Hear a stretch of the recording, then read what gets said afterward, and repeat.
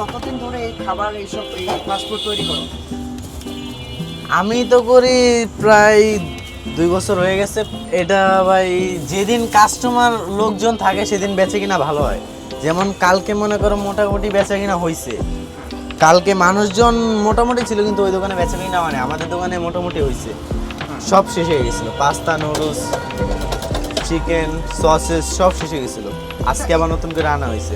এটা মানুষজনের উপরে ডিপেন্ড হয়। যেমন আজকে মোটামুটি ভালো হইতে পারে, খারাপ হইতে পারে, এটা রাত্রে বুঝে যাবে। যেমন কালকে হয়েছে 2000-2500, এর পরের দিন মনে করেন ভাই 1500 হয়, 1000 হয়, কোনো দিন 1700, এরকম বেচে কেনার উপরে ডিপেন্ড করে। এটা 2000-এর মতন লাগে। চিকেন লাগে, তারপর আলু লাগে, নুডলস কিনতে হয়, পাস্তা কিনতে হয়, তারপর গাজর, তারপর তেল কিনতে হয়। আজকে 1 লিটার তেল কিনা হয়েছে। তারপর এই যে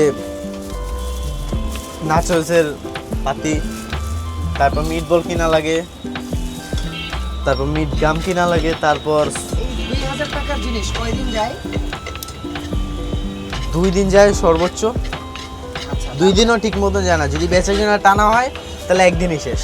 না, আমি এই পর্যন্ত কোনো কমপ্লেন পাইনি। তোমরা কয়জন এখানে কাজ করো? এই দোকানে 2 জন।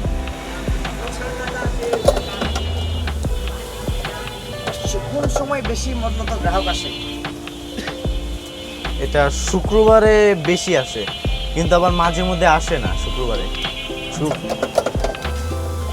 আচ্ছা, এই কাজটা শেখার জন্য কতদিন লাগছে? আমার বেশি না, সর্বোচ্চ 2 দিন। ধীরে ধীরে মনে হয় 2 দিনের ভিতরে বার্গার শর্মা এগুলো শিক্ষা ফেলাইছি। তারপরে কয়েকদিনের ভিতরে বাকি সব টোটালে শিখে ফেলাইছি।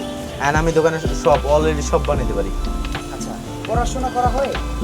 পড়াশোনা আমার স্কুলটা ভালো না তো, স্কুল আগের মতন মনে হয় নিজের মতন চালায়, তাই স্কুল থেকে বেরিয়ে গেছি।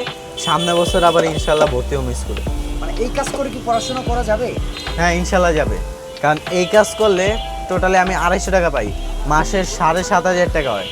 হাত খরচ চলে যায়, আর ওই টাকা যদি জমাই তাহলে আমি স্কুলে মাসে বেতনও দিতে পারবো, টুকটাক আমি খরচও চালাইতে পারবো।